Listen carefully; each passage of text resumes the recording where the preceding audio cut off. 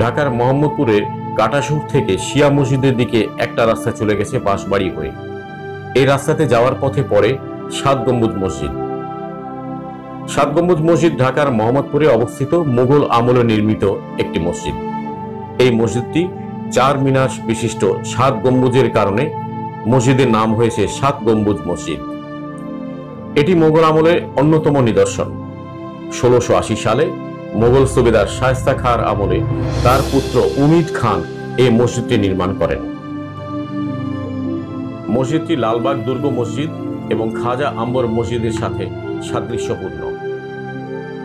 চাইলে আপনিও একবার এই ঐতিহাসিক মসজিদটি দেখে আসতে পারেন।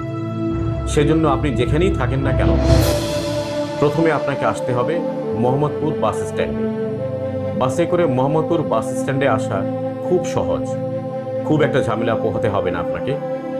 বাস স্ট্যান্ডে নেমে দেখবেন একটি রাস্তা বাঁশবাড়ি হয়ে চলে গেছে শিয়া মসজিদের দিকে। বাঁশবাড়ির রাস্তায় পা ফেলতেই দেখবেন রাস্তার বাম পাশে দাঁড়িয়ে আছে লাল রঙের ১০০ বছরের পুরনো মসজিদটি। এটি ৭ গম্বুজ মসজিদ।